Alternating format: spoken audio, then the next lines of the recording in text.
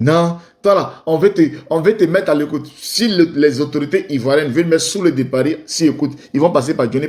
Bon, comme il y a trop d'illettrés aussi au GPS, il y a beaucoup d'illettrés au GPS, il ne faut pas qu'on va se mentir.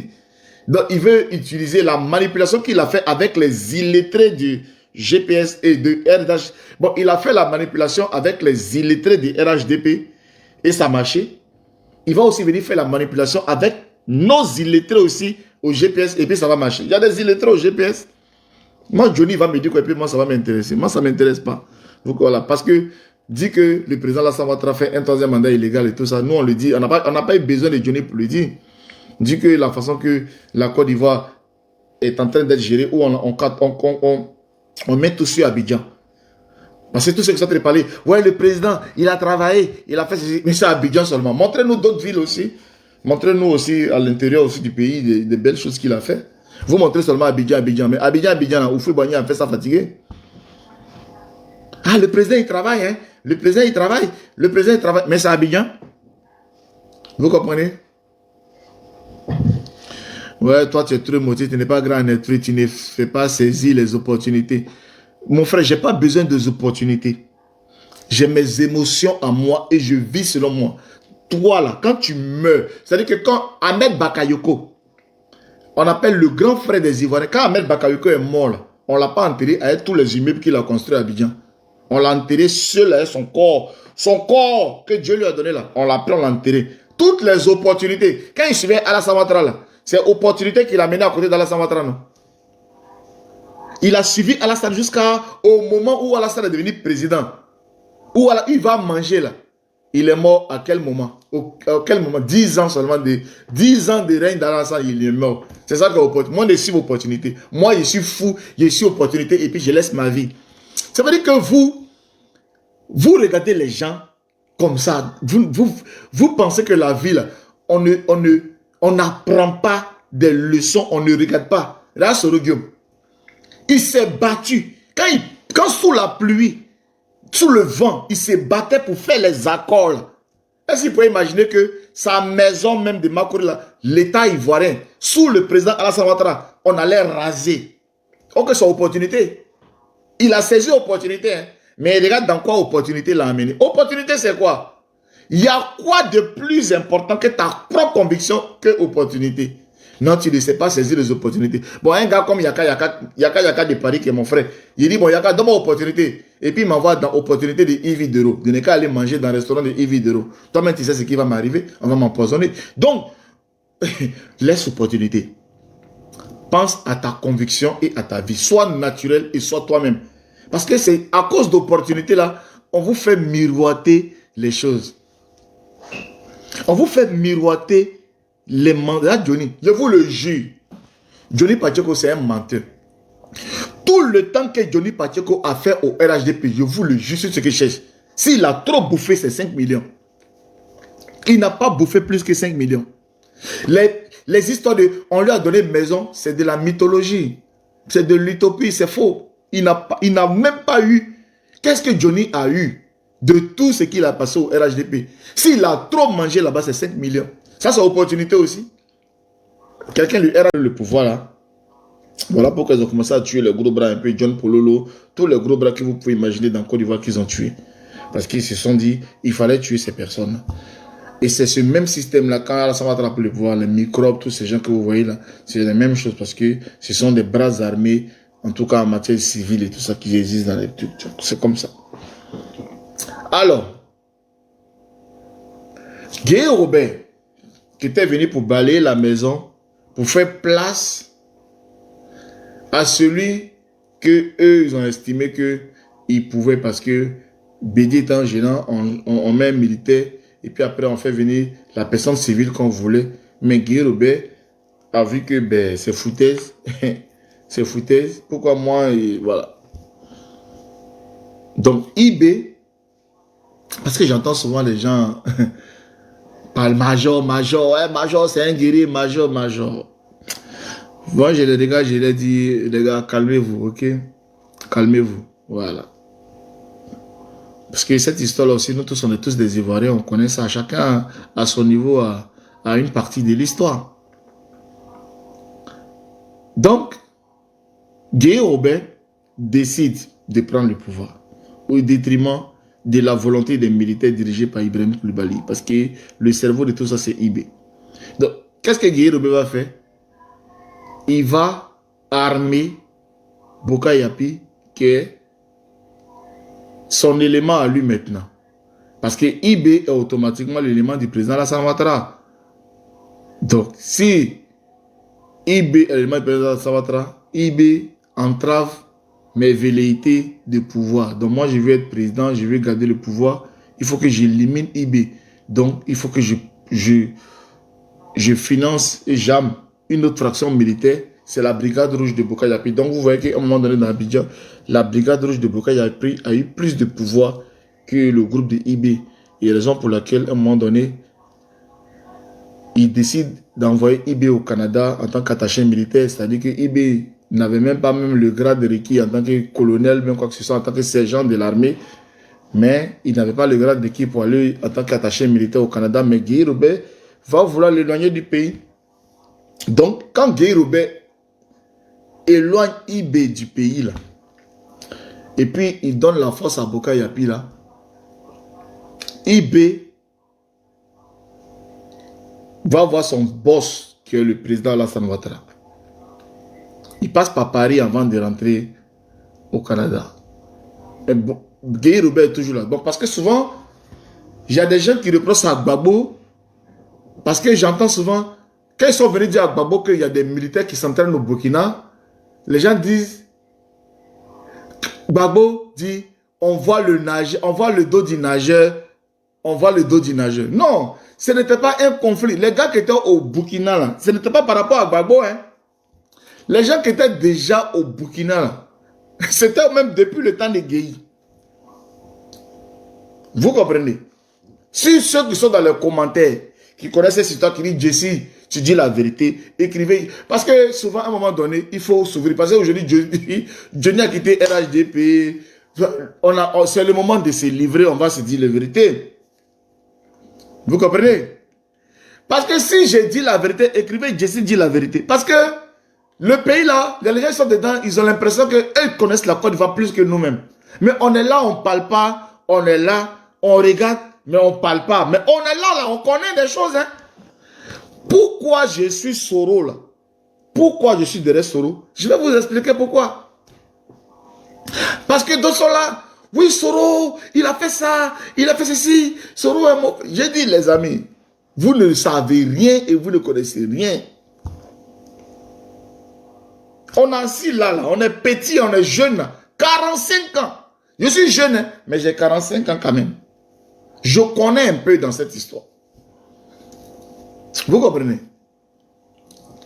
Donc, quand Gueye Robert, quand on allait chercher à Guessesso pour présider et pour être devant le coup d'État, décide de garder le pouvoir, il met Alassane Ouattara, il met IB loin du pays. Donc IB, donc avant de faire tout ça, mais n'oubliez pas, il a organisé un coup d'État contre lui-même d'abord pour faire tout ça là, parce que c'est ça qu'on appelait, le complot du cheval blanc. Le cheval blanc, pourquoi? Parce qu'il avait son cheval dans sa résidence et dans les échanges de coups, son cheval blanc là est tombé. Donc, comme le cheval était dans sa cour qui est mort là, c'est pour ça qu'on appelle le complot du cheval blanc. C'est à partir de là que la naissance de la rébellion ivoirienne, c'est à partir de choses, du complot du cheval blanc. C'est là maintenant qu'il y a eu la friction dans les parrains du coup d'État de 99. C'est là que Gueye Robert a déclaré la guerre à ceux qui ont parrainé le coup d'État de 99. En déclarant la guerre comme ça, eux aussi ils ont replié, tu vois.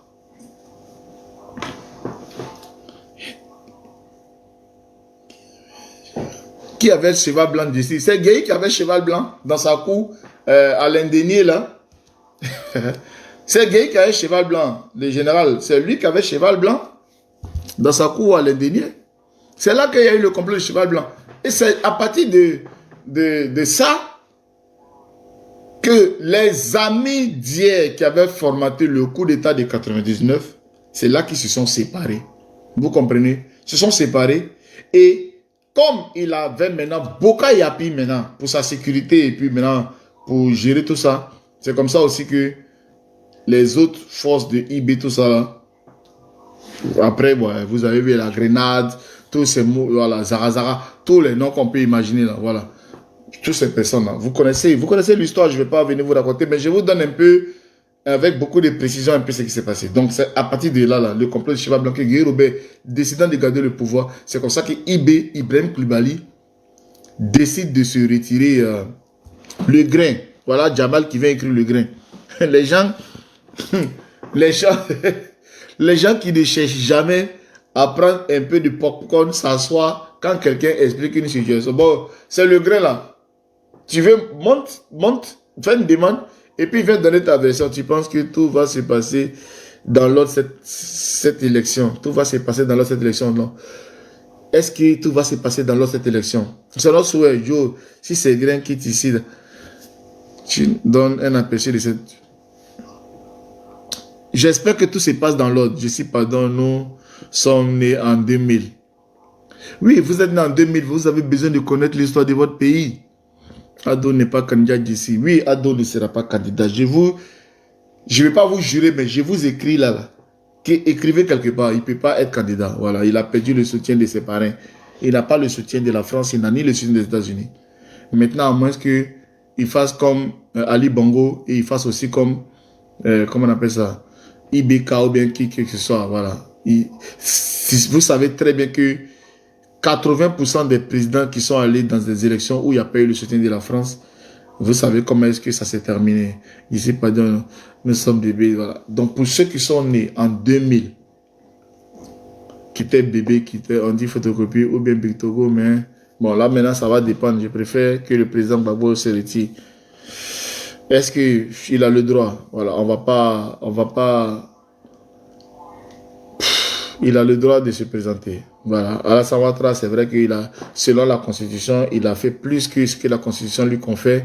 S'il se retire, c'est légitime. Mais Gbagbo Laurent, voilà, il peut se présenter. Mais Alassane Ouattara, il a fait plus de 3 mandats. Voilà. Il faut qu'il respecte sa Constitution. Maintenant, après, vous avez vu aussi qu'il y a des présidents. Et Donald Trump, il était président. Il s'est retiré, il a perdu, après il est revenu. Donc, faut pas on mette les organes. Pas parce qu'on veut qu'Alassane Ouattara se retire, parce qu'on ne l'aime pas. Mais on veut qu'Alassane Ouattara se retire pour que les Blancs nous respectent, pour que les partenaires... Parce que c'est bien beau de dire aux Français, respectez-nous.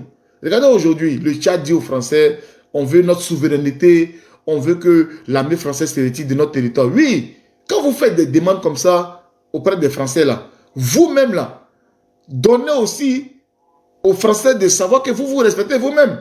Et se respecter soi-même, c'est respecter les tests. Mais un homme qui ne respecte pas les tests, et puis qui demande aux Français de se retirer, ça n'a pas de sens. Hein? Ça n'a aucun sens. On va prendre, il y a quelqu'un qui demande de monter, quelqu'un qui n'est pas en train de ronfler, c'est quelqu'un qui fait la police. C'est quelqu'un crédible, on va l'entendre. Oui, bonsoir frère JCJ. Allô, bonjour. Bon, allô? On peut se dire allô, vous avez demandé à monter?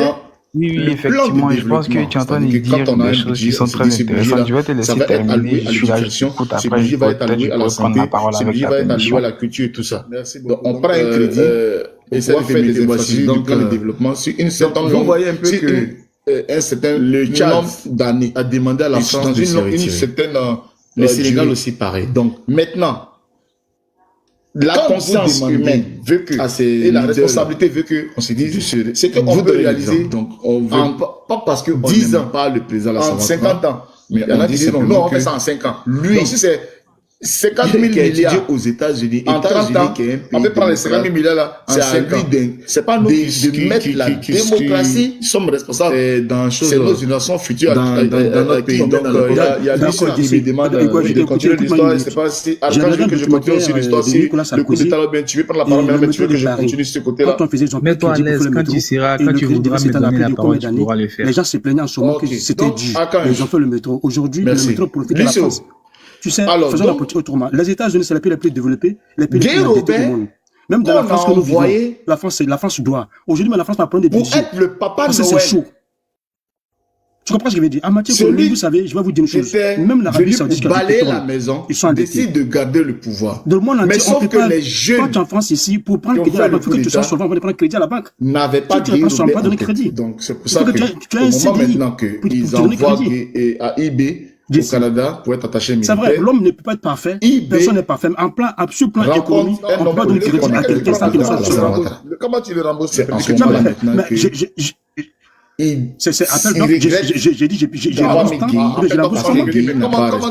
comment tu le rembourses? C'est ce que tu dis. Je rembourse selon ce que je propose dans le crédit. Et c'est selon mon plan de remboursement qu'on me donne le crédit.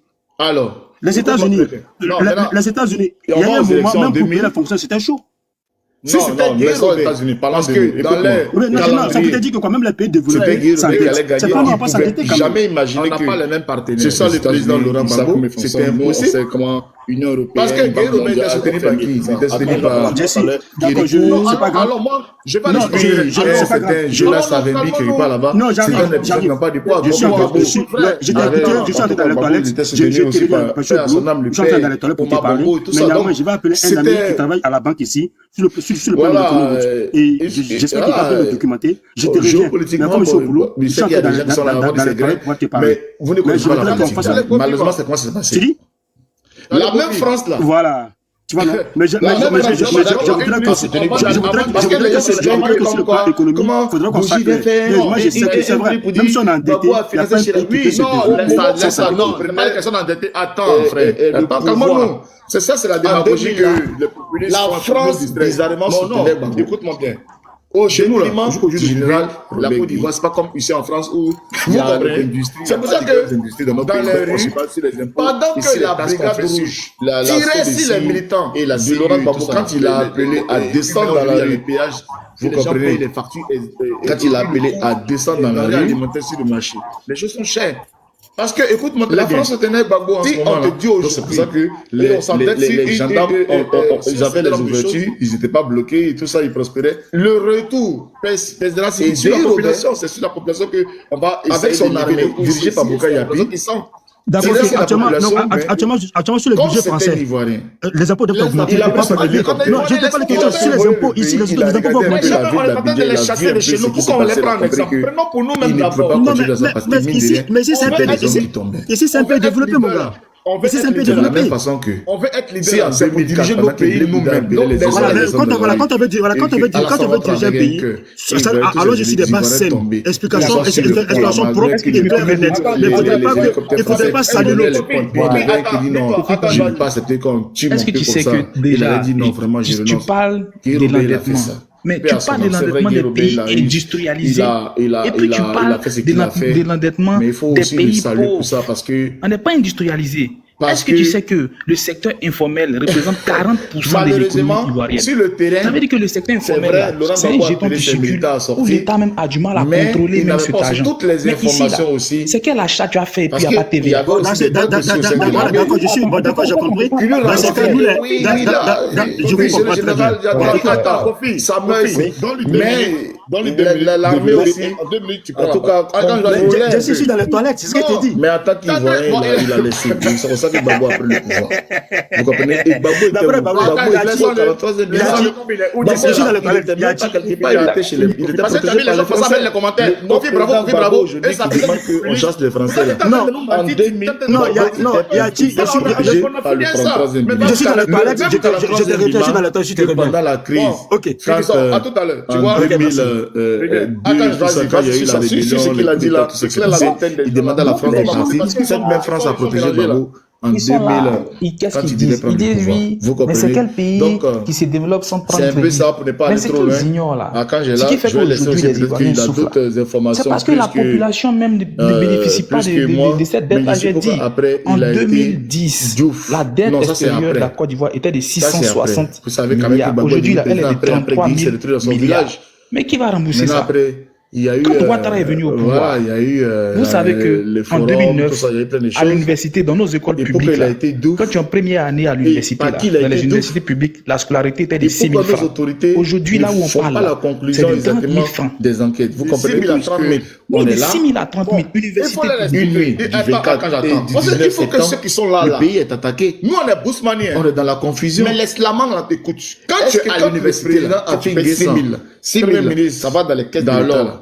C'est pour rembourser les informations. Mais tellement que les gens mettent l'humain dans le goudron. Ils font des contrats pour vous en fumez. Il avait toutes les informations à sa possession. Je suis obligé de payer 30 000 francs parce que l'argent qu'on a pompé pour vous en fumer, il faut pouvoir rembourser. Est-ce que c'est pas ça? Ouvrir une enquête sérieuse pour élucider en tout cas cette question et puis éclairer la lanterne des Ivoiriens. C'est compliqué. Parce qu'Archange qui vient pour vous dire parce qu'il aura la possibilité. Moi, je vais essayer de développer progressivement. C'est comme une fille comme Leslie 5 étoiles qui m'appelle, celle qui vient de rentrer dans le live. Aussi des informations. Je sais que Leslie, c'est une fille qui est conforme. Je plaide pour que on soit sur la même longueur. Il faut que je l'envoie aux États-Unis, je la fasse manger sur la statue de la liberté. Je vais aller braquer. Des choses qui sont vraies. Ils vont casser mes dents. Et qui moi-même, je peux les vérifier à travers mes lectures.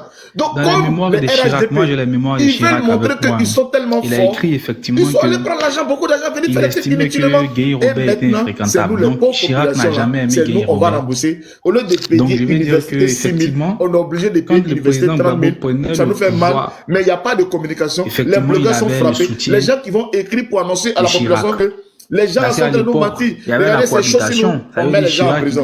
Qui va venir vous expliquer les gestions de gauche? Vous comprenez? Donc, c'est bien beau de faire le point. Vous savez, il est de gauche. Platon Cocody. Donc, son gars était premier ministre de la France. Les populations de droite. Mais Chirac n'a jamais aimé. Chirac, c'était un homme de principe. Donc, sur ça, M. Kofi, il n'a jamais aimé tout ce qui est désordre, les putschistes et autres, il ne les a jamais aimés. Et pour ceux qui ne savent pas, on va bien t'expliquer. Chirac a détesté Ouattara. Il s'est moqué de Ouattara. Parce qu'on est là pour ça. Si la chose, on laisse en fait, revient maintenant sur le côté Nicolas Sarkozy de 2000 jusqu'à 2010. Ministre de l'Intérieur de Jacques Chirac. Voilà. Donc, ce que les gens savent pas. Plus Sarkozy, c'est le parrain de Ouattara. Le développement aussi qu'on entend voir actuellement là. C'est comme c'est un développement de la Côte d'Ivoire. Il s'est moqué de Ouattara. Et Chirac a déjà dit à Ouattara que je m'explique. Ton ami là, on prend la zone de Jacques. Jamais président. Moi j'ai la mémoire de Chirac chez moi ici. J'ai la mémoire de Chirac il y a 2 ou 3 ans.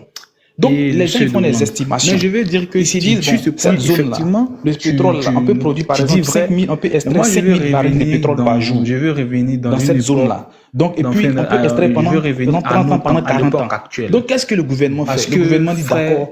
Donc par jour là, ce pétrole on peut le vendre à combien? Il y a problème. Eux ils peuvent dire d'accord par jour vous pouvez vendre ce pétrole. Je donne un exemple. À par exemple 6 millions sur les 5 000 barils. Les 5 000 barils ça peut faire 6 millions par jour. Mais ceux qui savent pas. Donc c'est à partir de ça le gouvernement il va dire d'accord dans ce cas sinon on a besoin de par exemple 500 millions de 2 milliards par exemple.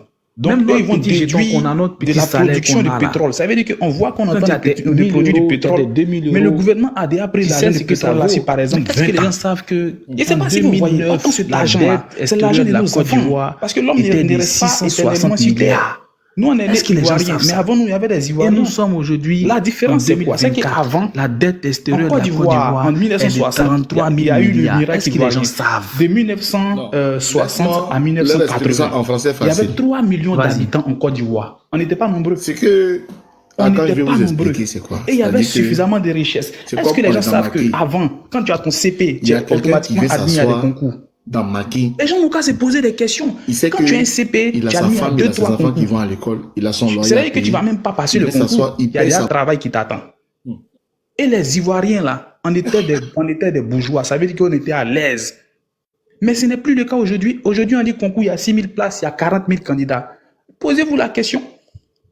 Donc, je vais dire que ce gouvernement-là, la première des choses qu'il doit voir, qu'il nous laisse en paix. Parce que nous, on a envie de rentrer dans notre pays, aller en paix, vous arrêtez les gens n'importe comment. On voit ça. Tu dis quelque chose, tu n'es pas d'accord, on te met en prison. On ne peut pas vivre comme ça. C'est pas possible. Sachant que même dans le gouvernement, il y a des gens qui ont pris les armes pour faire rébellion. Et puis aujourd'hui, là, eux, ils sont colonels, ils sont généraux. Mais c'est la population qui parle sur les réseaux sociaux, vous passez le temps à les mettre en prison. On ne veut pas ça. Donc, frère, je ne vais pas m'éterniser, je vais te laisser la parole pour t'écouter, mais je vais dire que ce qu'on demande aujourd'hui, c'est qu'on veut que l'Ivoirien profite de la Côte d'Ivoire. On veut que cette histoire de violence, cette histoire de tu sais qui je suis, cette histoire de si tu dis ça, je vais te mettre en prison, que ça prenne fin. Et puis, on veut que aussi, là, les commerces des jeunes qui cassent, là, qu'ils arrêtent. Voilà, parce que ces jeunes-là, c'est parce qu'il n'y a pas de travail, ils sont obligés d'aller se défendre dans les rues. Ce que les gens ne savent pas. Je disais au frère qui est descendu là, le secteur informel représente 40% de l'économie ivoirienne. Mon frère JCJ, si tu veux faire un business en France aujourd'hui, tu vas déclarer. C'est clair. Donc, 40% de l'économie ivoirienne, ce qu'ils doivent faire, ils doivent dire aux jeunes là, quand on casse vos Djassa, ils ont les mouvements, les Djassa, les trucs, on les appelle, on leur dit, allez déclarer vos mouvements aux impôts.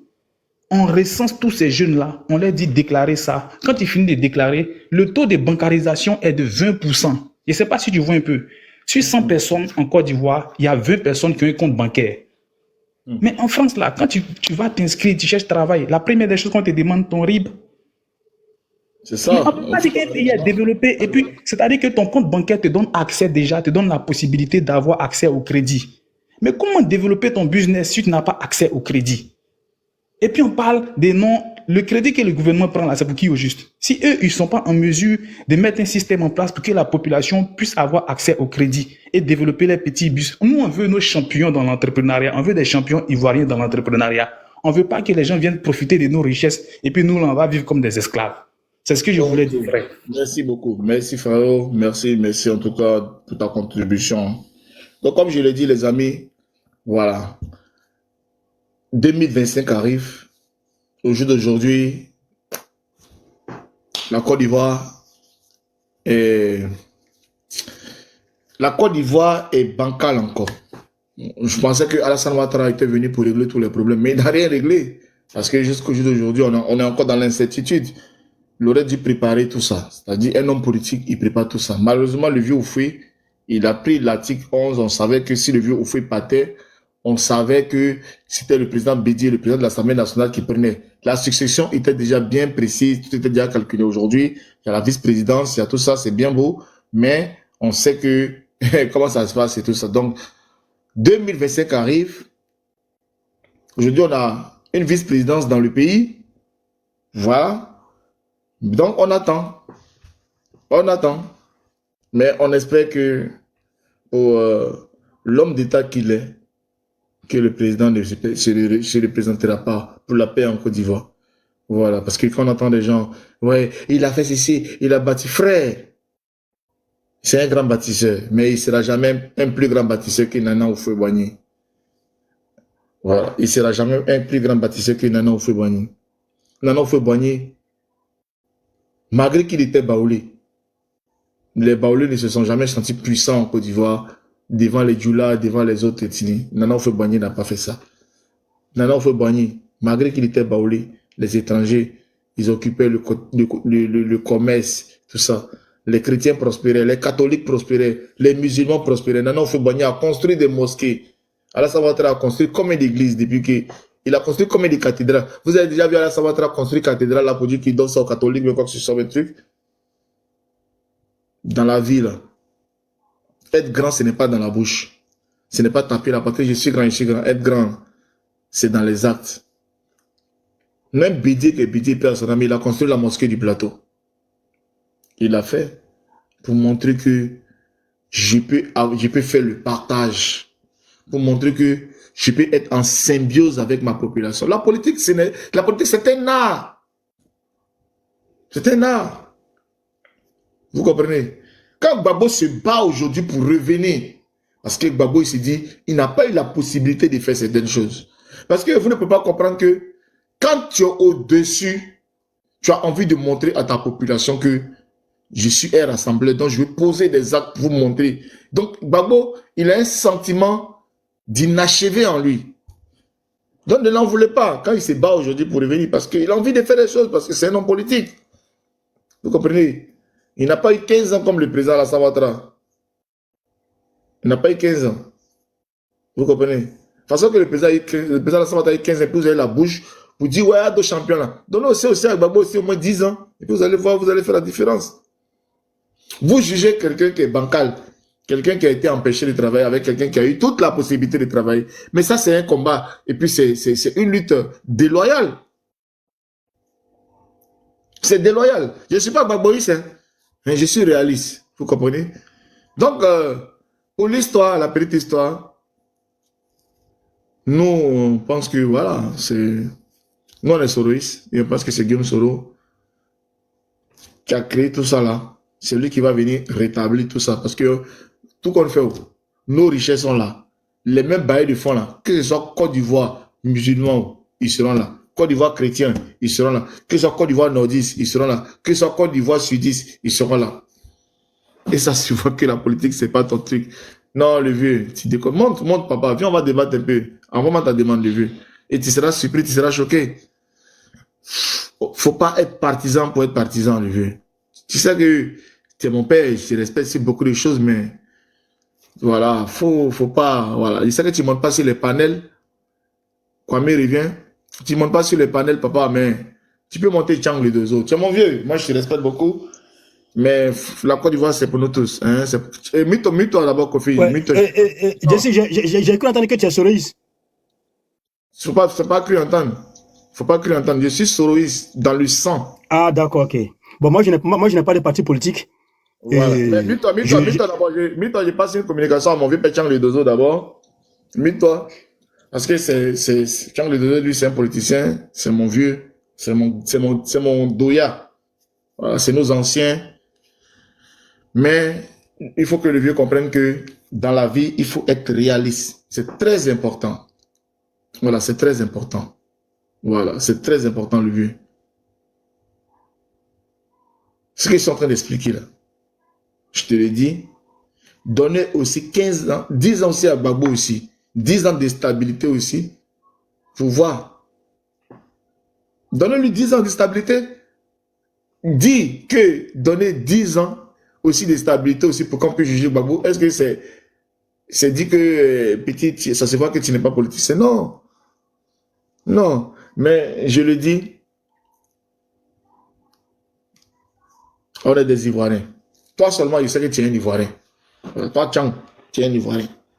Voilà. Les gens de Jimini, les gens de là-bas, là, les Dabakala, tout ça là. Les gens de Dabakala là, ce sont les Ivoiriens. Voilà. Mais, comme je le dis, si quand je me le permets, je n'espère pas prendre la parole, mais s'il me permet, je vais continuer dans l'histoire. Donc, IB décide de se venger de Guy Roubaix. Donc, il demande le soutien pour se venger de Guy Roubaix parce que lui et ses amis qui sont venus de la Centrafrique, ils ont créé un mouvement et le mouvement a fait que Bédié était en vacances à Daoukro avec un peu de traîtrise parce que si exactement les forces restées au sud avaient été restées fidèles à Bédié, je ne pense pas que le contingent venu de Centrafrique pouvait faire quelque chose. Mais il y avait déjà, voilà, il y avait déjà une friction au sein de l'armée, donc ça fait que, comme je le disais, IB avec son groupe. Ouais, j'étais un bien champion, mais la politique n'est pas ton truc. Vous, les RHDP, là, vous êtes comme ça, mais vous allez souffrir, hein, vous allez souffrir malheureusement pour vous. Vous allez souffrir parce que la politique aussi, mon cher, la politique, on connaît, hein, on connaît, ok. Vous comprenez? Donc, c'est comme ça que les gars, attends, il y a une demande, c'est qui ça? Attends, ça c'est qui ça? J'espère que ce n'est pas un microbe, c'est pas un ouchi. Hein. Ici, là, vraiment, je veux vraiment des gens qui parlent autrement. Allô, bonsoir. Le pape. Bonsoir, bonsoir. C'est comment ça va, non? Le pape du Kesseman. Ah, nous, tu vois comment nous on fait nos politiques. Incontrôlable. Ah, tu vois comment on fait nos politiques là, c'est pas comme pour les autres là. Nous aussi, là, vraiment, faut connaître. Si tu connais pas, c'est pas bon, hein. Yeah, ben c'est clair. Ah, si tu es monté, c'est que tu connais. Faut pas venir dire quelque chose ici. Non, mais toi, elle a bien mal le RHDP. Faut laisser tout ça là, yo. Attends, t'es RHDP, hein? Moi, je suis tout le monde. Non, est-ce que mais pourquoi tu ne t'assumes pas? Est-ce que tu es Djoula? Pour être RHDP, il faut être Djoula d'abord. Non, je suis pas Djoula. Ça veut rien dire. Est-ce que tu es musulman? Est-ce que tu es musulman? Bon, est-ce que tu es musulman? Je suis pas musulman, je suis chrétien. Bon, tous ceux qui sont RHDP, qui sont chrétiens, et puis qui ne sont pas Djoula, ce sont des perdus, ce sont des Korbala, ce sont des Bousmani. Bon, les gens ne les considèrent pas. Dans les assauts, tous ces gens qui sont RHDP, qui traînent les boss là-bas, tout ça, ce sont des gens qui sont là pour manger. Si les gens qui n'ont pas l'argent, voilà, Johnny Pachoko qui a fui là-bas. Ça veut dire que ce sont des gens qui sont là-bas pour aller faire, on les appelle les Sondjourou. Sondjourou Moroli, tu vois, ce sont les Sondjourou. Tu comprends un peu? Donc, si tu es RHDP, il faut être d'abord Djoula. Si tu es RHDP, il faut être musulman. Sinon, tout le reste, là, ce sont les Korbala, les Sondjourou, les Kokos. C'est les Kokos. Les Kokos, c'est les, tu vois là, c'est les Kokos qui sont. Maintenant, si tu es PPSAI, tu es quoi alors? Chrétien? Non, il n'y a pas de RHDP d'abord. Pour RHDP, là, seulement, c'est les Kokos. Si tu es un Korbala, si tu es un Bousmani, que tu es RHDP, tu n'as pas de vie, c'est malheureux, c'est honteux. Les BT qui sont RHDP, ce sont des gens maudits, ce sont des gens qui n'ont pas de personnalité. C'est honteux. Un BT ne peut pas être RHDP. C'est impossible. C'est impossible. Ça n'a pas de sens. Voilà, c'est malheureux. Allez mendier, on vous donne 100 000, 2 000, 200 000 chaque fin du mois, mais c'est mendiant. On vous insulte tous les jours. Ayez un peu de dignité. Un gars de l'Ouest qui est RHDP, ça n'a pas de sens. Le RHDP là, RDR, c'est un parti nordiste, c'est un parti de, c'est pas nordiste, c'est un parti des Djoula refoulés, les Djoula de Soubré, les Djoula de Gagnois, les Djoula comme ça là, avec un peu de musulmans. C'est ça que RDR. Tu vois, ça c'est la base. Les Djoula sans village, là, les Djoula d'Agboville, les Djoula les Djoula d'Abangourou, c'est les Djoula comme ça qui sont RDR. Tu vois un peu non? Voilà, c'est comme ça les Djoula. C'est comme et ça. Les Djoula avec village, ils sont quoi? Tu dis quoi? Les Djoula et village, elles sont quoi? Non, il y a d'autres qui ont été maintenant intoxiqués pour gonfler, mais sinon, ils sont PDCI, il y en a qui sont FPI, on le connaît. Mais sinon, quand tu attends, ici Cissé d'Azopé, ici Cissé de Grand Laou, ou bien ici Diaby de Isia, étant ceux-là, ce sont les RDL, les Djoula perdus, les Djoula sans village, les Djoula qui sont venus chercher banane dans le village et puis sont restés là. C'est eux qui sont RDL là. C'est eux qui nous ont créé tous les problèmes qu'on a connus dans notre pays aujourd'hui. Tu vois? Mais il y a plein de Djoula au PPACI, hein. Ça, c'est les Djoula, les vrais Djoula, les Maouka, les gens du Touba. Toi, t'es grave. Ça, c'est les vrais Djoula. Voilà, eux là. Les vrais Djoula qui sont au PDCI. Il faut arrêter la manipulation, s'il te plaît. C'est pas bien ce que tu dis. Ces gens de Djoula là. Ces gens de Djoula qui sont au PDCI. Ne fais pas la manipulation. C'est pas bien. Ça vous fait mal. C'est pas que ça fait mal. C'est vous les Korbala. C'est vous les Korbala. C'est à cause de vous les gens. Je vais te dire une chose. Non, ne dis pas ça. Hein. Ça, je te jure. Ok. Bon, développe, Kofi, développe. Tu sais pourquoi je vais te dire une chose? Ce que tu dis là. Je sais pas. Donc, Soro, il vient du Nord aussi, là. Donc, ceux qui soutiennent Soro, c'est de quoi? Je parle du RZ, mais pas de Soro. Je dis les gens qui sont. Non, mais Soro, ceux qui sont GPS, qui sont Djoula, ils sont quoi? Bon, allons, citons les noms. Citons les noms d'abord des cadres là-bas. Les cadres que tu connais là. Oui. Au RHDP là, des Djoula là. Cite les mêmes, puis donne-moi les villages. La Sénat Diaby, il est de Samatigui là. Gassou Touré, il est de Odjene. Nasser Bansouré, il est de Odjene. Avec quelques perdus qui sont. Et bon, la Sénat Diaby, les perdus qui sont là, ils sont. On les a placés. On les a fait quoi? On a fait quoi de Non, mais non, c'est pas pour ça. Parce que, non, mais est-ce que c'est une conviction? C'est pas une question de placer. On peut pas placer tout le monde. C'est que tu ne suis pas d'accord avec toi. Pourquoi tu ne vas pas vite dans président de l'Assemblée nationale, les gens qui sont devant là, pourquoi tu ne dis pas depuis le temps derrière? Mais le président, mais attends, le président de l'Assemblée nationale, Adama Bitogo, c'est ça que tu veux dire, mais Adama Bitogo, il est né en Côte d'Ivoire. Il n'ai pas dit son nom. Je n'ai pas dit, papa, les gens qui sont devant là, les Bakoko, les Katia, les Touré, tous ceux qui sont devant là, dans les villages. Attends, je sais pas, je sais pas dans quoi tu es, mais je vais te dire une chose. Non, c'est pas que, mais attends, est-ce que la politique aujourd'hui, bon, c'est vous qui envoient à faire d'identité, c'est pas bien. On a quitté dans ça. Il faudrait pas qu'on retombe dans cette histoire d'identité. C'est le RDL, c'est le parti des villages. Maintenant, les gens qui sont devant là, dans les villages. Jessie, ça va, parce que je t'ai monté pour une affaire d'économie. Comme c'est devenu une affaire identitaire, moi je descends. Non, c'est bon, moi je descends, ça va. Ah, tu as honte. Kofi. Jessie, il faut aller mollo. On n'a pas besoin de ça, franchement dit. Aïe, j'ai dit. Donne les villages. Donne Bitogo là. Son village c'est où? Bakongo, tout ce monde là, les gens là. Donne les villages. Tous les malades. Donne les villages. Il est ivoirien, c'est le plus important. Ah, il est ivoirien, c'est l'essentiel. Non. Oui? Il faut. Non. Non, attends. Ivoirien, c'est l'essentiel là. On n'est pas dans ça. C'est ça qui nous a créé le problème. Aujourd'hui, on va s'identifier, on va savoir qui est qui. Ivoirien, c'est l'essentiel là. C'est ça qui nous a créé le problème aujourd'hui. Puis tout le monde parle chez nous. Arrêtez ça. Quand je vois les Johnny Pacheco, les Rachel Crasso, les gens sous le RDR, je dis, mais c'est des conneries. Comment vous allez vous vendre votre pays? C'est ceux-là les trains de leur pays. Des gens qui sont au village, des étrangers qui sont dans notre pays parce que leurs parents ont vendu le bœuf, leurs parents ont débroussaillé nos blés. Il y a non même là, leur papa était gardien même de nos parents instituteurs qui avaient la rage en pays. École des enfants qui sont donnés quelqu'un. C'est eux aujourd'hui qui sont en train de nous commander. Pourquoi vous ne voulez pas qu'on dise ça? Aujourd'hui, c'est eux qu'on la bouche. Ah non, c'est la bonne, mon frère. Quand je vois un Zasso, quand je vois un BT mettant au RDN, je trouve que c'est une honte pour un Ivoirien. Mais ce que tu dis est très dangereux. Mais je m'en fous. On n'est plus libre.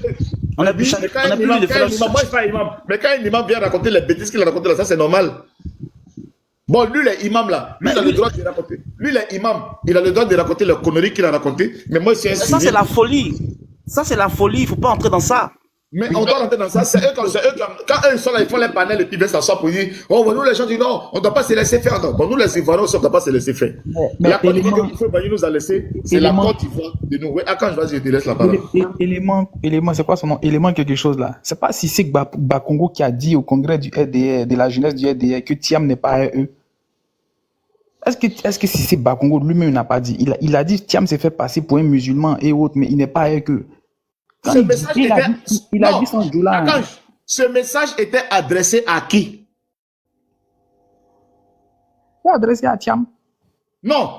Quand il dit Thiam n'est pas avec nous, Thiam. Non, il parlait à ses frères du Nord. Il parlait à ses frères quoi? Ses frères musulmans et nordistes comme lui, non? Justement. Mais ce n'est pas nordiste dans le sens étymologique du mot nordiste. Mais il parlait à ses frères. Broussanga, que je suis en train de dire là, les djoulas de Sassandra, les djoulas de Issia, les gens, cette espèce humaine qui est venue dans nos pays et tout ça, qui pensent qu'ils ont pris le pouvoir et que les Ivoiriens ne se lèvent pas pour les combattre et puis on pense. C'est ceux-là qui nous détruisent. Nos vrais adversaires, c'est ceux-là. Et il faut avoir la force et le courage de le dire. On est Ivoiriens et on se connaît. Et on a accepté des gens chez nous qu'on a hébergé, à qui on a dit, toi, voilà ma concession, viens être gardien. Lui seul, il a une femme, 2 femmes, 3 femmes. Il a enceinté, il a fait 12 enfants. Les 12 enfants avant dans nos écoles. Ils sont devenus quelqu'un aujourd'hui. C'est eux qui nous combattent. Il faut qu'on se le dise. Pourquoi vous avez peur de mettre les noms? On dit non, toi, si tu es chrétien, Jésus-Christ, si tu n'as pas marié d'abord, tu ne veux pas Mougou. Pendant que toi, tu vas cotiser l'argent jusqu'à pour aller fiancer ta femme pour faire mariage, tu vas faire au moins 8 ans de fiançailles. 8 ans. Dans tes 8 ans là, lui, il a enceinté sa femme, là, il a fait 12 enfants déjà en 8 ans. Ils sont beaucoup aujourd'hui. Ne vous étonnez pas qu'ils sont nombreux. Comme ils sont nombreux, ils sont micro. C'est grave. Mais vous pensez que c'est la... Mais ce que je dis, ça peut te penser, fait que tu peux penser que c'est de la folie, mais c'est une réalité. Regarde un peu comment, là, les églises évangéliques, à un moment donné, en Côte d'Ivoire, les églises évangéliques, dit réveil étaient des églises éclatées et ça fait que les pasteurs enseignaient le paradis aux gens. On te disait que c'est la fornication, c'est le péché. La relation sexuelle, sans mariage, c'est le péché. Et nous, on était là, on ne mouroussait pas, on n'enseignait pas, on était là parce qu'on a vu une soeur en Christ, une soeur zélée, elle est dans le comité de mariage, elle est dans le groupe vocal. On veut se marier d'abord pour Mougou. Non seulement tu peux Mougou, mais c'est pas sûr que tu vas avoir enfant dedans. Pendant ce temps-là, les Djoula, ils ont 3, 4, 5 femmes. Ils font une seule femme fait 6 enfants. Une seule fait 6 enfants. Le Dieu, arrête s'il te plaît. Non, mais attends. Aujourd'hui, ils sont grands. C'est eux qui votent. Et ça t'étonne qu'ils ont plus de voix que nous. Pendant que vous étiez là, Alléluia, Hosanna, louons le Seigneur. Alléluia, Hosanna. Eux sont en train de beaucoup faire les enfants. Ils nous ont envahis maintenant à Gagnoua. Tu arrives à Gagnoua chercher les bêtés. Il y a beaucoup d'églises, les gens ne font pas des enfants. Les Djoula même, ils ont dépassé même les bêtés qui sont là-bas. Ils ont fait plus d'enfants que les bêtés là-bas. Tu vas aller chez les Gagou. On dit non, on ne fait pas d'enfants parce qu'il faut se marier d'abord pour Mougou. Sinon, c'est la fornication, c'est le péché. On Mougou pas, on ne fait pas d'enfants. Or le vieux là, il est là-bas. Il est le vulcanisateur. C'est lui qui fait il a 5 femmes. Il a fait les enfants, ils ont Mougou. C'est eux qui sont maires, c'est eux qui sont députés. Ils sont tout. Les pasteurs sont coupables. À qui la faute? À qui la faute? Mais à qui la... C'est les macos sur les pasteurs, là, on doit les frapper. On doit les chicoter. C'est eux qui nous ont blagué. Le paradis, le Seigneur revient bientôt. Il faut que vous soyez dans la... Il faut que vous ne forniquez pas. Le péché, l'impudicité, esprit d'adultère, esprit d'impudicité. On n'a pas Mougou, on n'a pas fait d'enfants. Les Djoula sont venus faire les 2 femmes, 3 femmes. Eux, ils ont accepté les femmes, ils ont fait beaucoup d'enfants. Ils ont beaucoup d'enfants. Et ça vous fait mal aujourd'hui. Voilà le vrai problème de la Côte d'Ivoire. Maintenant, toi, tu trouves quoi comme solution? Mais la solution, le peu qu'on est...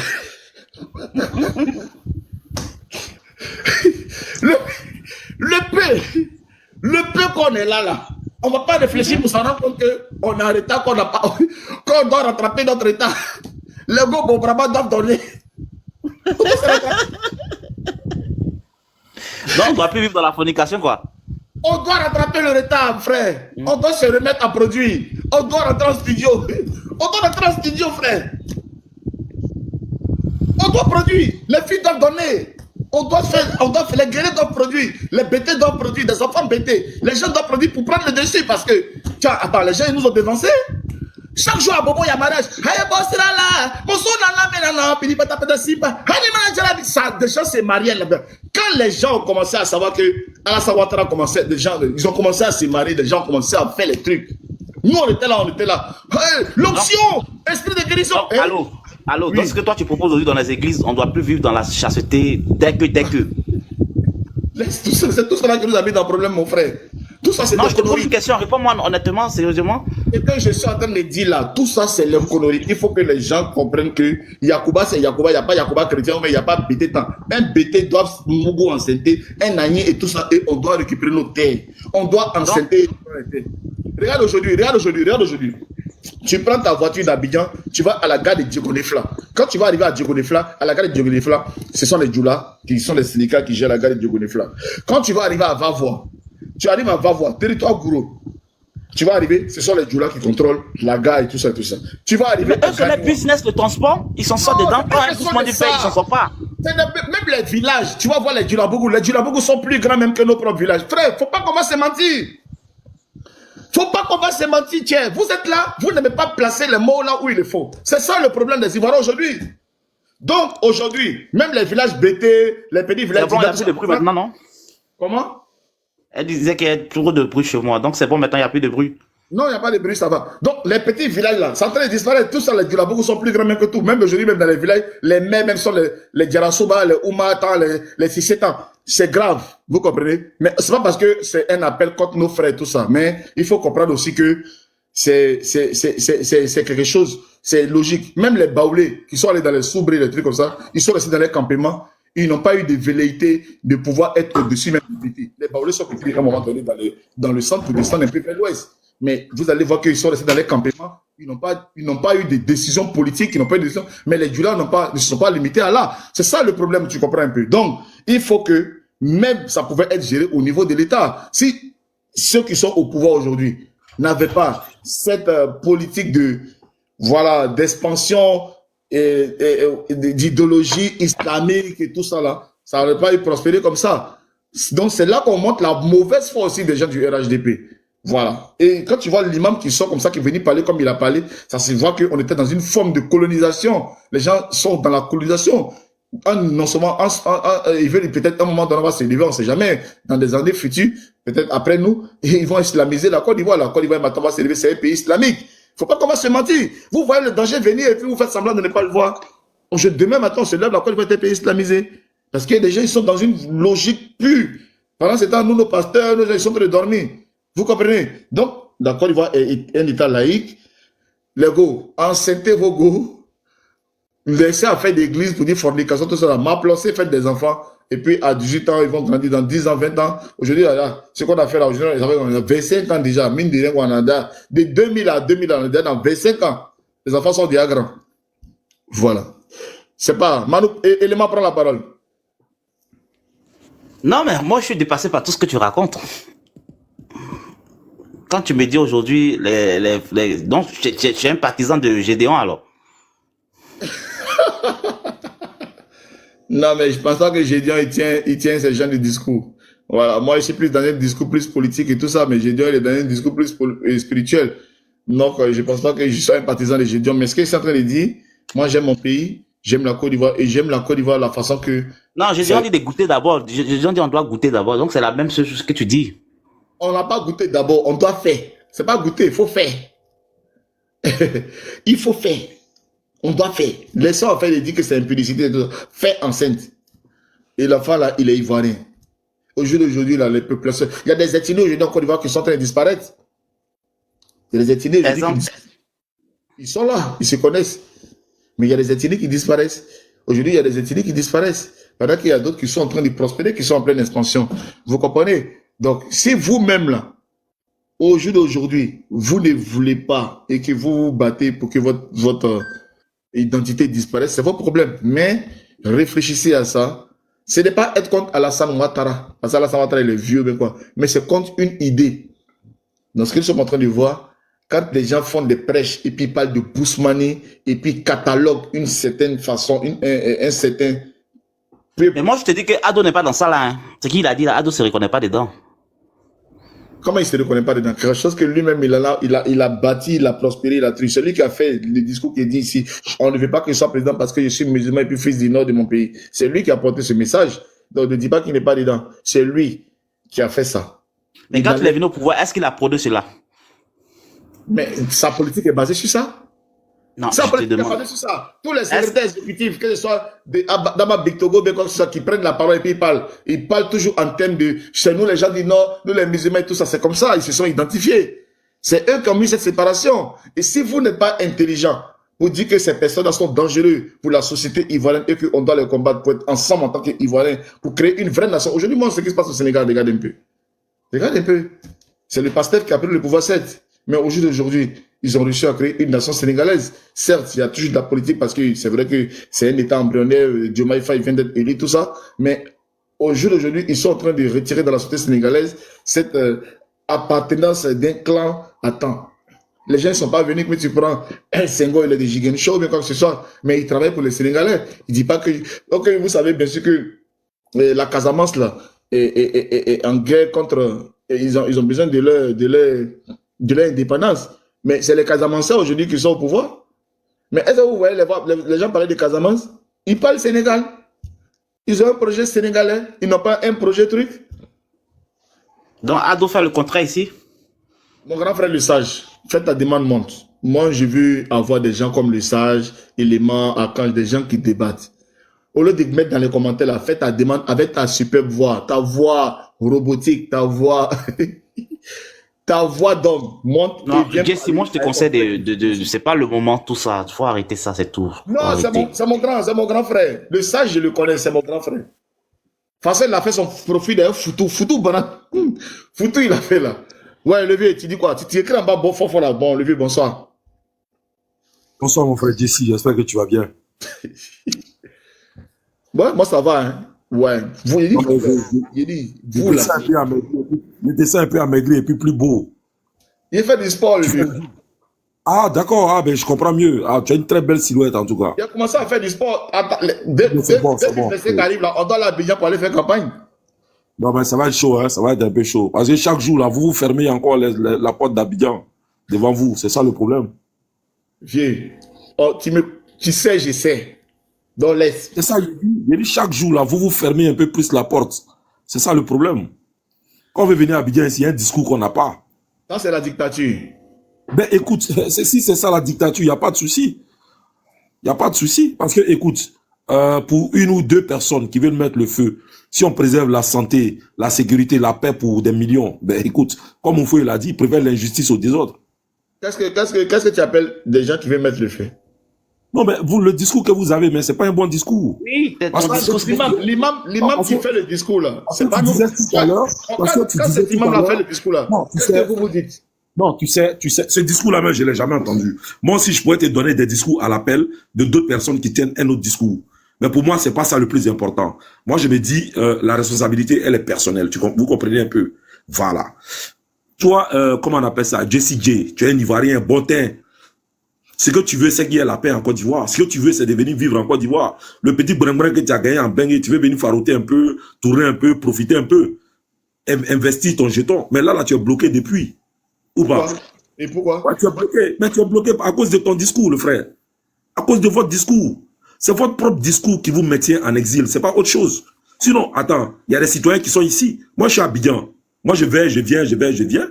Voilà, moi, tout le monde sait que je suis un proche du président, comment on appelle ça, je dirais pas son nom, mais écoute, voilà. Mais je viens à Abidjan. Je vais à mes occupations tranquillement. Je vais sur les réseaux, je fais mes débats sur Facebook, sur Twitter. J'ai un compte officiel où on me connaît. Je défends ces idées là-dessus. Mais je suis tranquille.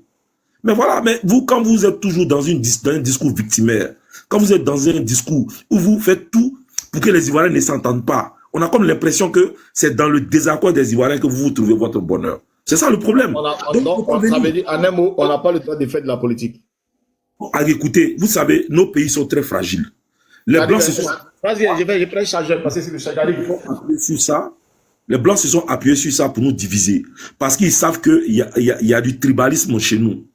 Vous comprenez? Donc, quand tout le temps, vous êtes en train de revenir sur les rengaines, vous dites des choses, mais à un moment donné, la population même déjà, qui ont des préjugés les unes envers les autres, mais ça, là, ils vont dire, ah, mais ça va les renforcer dans leur position. Vous dites, c'est vrai. Ah, c'est vrai. Voilà. Lui, là même, il rappelle encore les propos du président Ouattara. Parce que les propos du président Ouattara, là, mais il y a un contexte. Il y a bien un contexte. Voilà. On sait qui ne se rappelle pas ici. Lorsque comment on appelle ça, les gens du RDR prennent ça pour comment on appelle ça, dans leur discours, dans leur narratif, pour dire que Gbagbo lui-même, il faisait le distinguo, comment on appelle, il était en train de justifier l'attitude des policiers quant au contrôle, au faciès, etc., etc. Mais c'était un contexte. Il faut mettre les choses dans leur contexte. Pourquoi est-ce que les gens, vous êtes comme ça? Que Ouattara dit non, c'est parce que je suis... Mais il a dit même ce jour-là, sous forme de question. Et il y a quelqu'un qui a posé tout à l'heure la question. Est-ce que quand il est venu au pouvoir, c'est ce qu'il a fait? Le gars, Jesse disait tout à l'heure, oui, c'est ce qu'il a fait, c'est ce qu'il a fait. Mais c'est pas vrai. C'est pas vrai. Ce n'est pas vrai. Non, c'est pas vrai. C'est pas vrai, justement. Voilà, Ouattara a voulu travailler avec les personnes qui ont voulu travailler avec lui. Moi, je connais un magistrat, en 2010, il disait que si Ouattara est président, lui, il va jamais travailler pour M. Ouattara. Et ils sont nombreux comme ça, les Ivoiriens, qui étaient dans une logique de boycott de M. Ouattara, quand il est arrivé au pouvoir. Ils étaient de nombreux Ivoiriens. Donc, ceux qui voulaient être avec lui, il a travaillé avec lui. Ceux qui ne voulaient pas, il les a mis à côté, parce qu'il avait une obligation de résultats. Il avait fait beaucoup de promesses aux Ivoiriens. Donc, il ne peut pas attendre. Parce que des gens qui disent que la réconciliation, c'est lorsque Ouattara quitte le pouvoir. Mais beaucoup se sont ralliés après, Bon, à quel moment est-ce que des gens comme ça vont... Le frère Sage, moi j'ai une question à poser. Vas-y. Alassane Ouattara est président, il est du Nord. Timoko Mélié est vice-président de la République, il est du Nord. Kandia Camara, président du Sénat, elle est du Nord. Adama Bictogo, il est président de l'Assemblée nationale, il est du Nord. Est-ce que c'est une coïncidence ou alors pour toi, c'est quelle explication tu peux donner à ça? L'explication, elle est très simple. Ouattara, il dirige avec ceux qui l'ont soutenu quand il était dans l'opposition. C'est bien logique. Aussi simple que ça. Non, écoute-moi, mon frère. C'est ce que Gbagbo n'avait pas compris. Non, Gbagbo a fait la même chose. Gbagbo a dirigé avec ceux qui étaient autour de lui. Ceux qui l'ont aidé, je me rappelle très bien, notre professeur de droit international, comment il s'appelle, Yaoundé, il nous disait, il dit à la différence des autres dirigeants de la Côte d'Ivoire, le président Gbagbo, quand il est allé à la chasse avec ses compagnons, quand ils sont revenus net, ils ont partagé comment on appelle ça, le gibier. Alors que les autres, les Oufoué et compagnie, eux, ils ont dit à leurs gars, non, rentrez le lendemain, on va partager le gibier. Et quand leurs amis sont revenus le lendemain, il n'y avait plus rien pour eux. Le président Gbagbo a dirigé avec ceux qui sont là. Et partout dans le monde, on ne dirige qu'avec ceux qui t'ont aidé à accéder au pouvoir. Tu ne peux pas faire le combat avec des personnes. Une fois élu, tu vas chercher d'autres personnes pour venir travailler avec toi. D'autant plus que tout le monde connaît le contexte ivoirien. Le contexte ivoirien, c'est un contexte de vouloir tuer son adversaire. C'est dans ça qu'on était en 2011.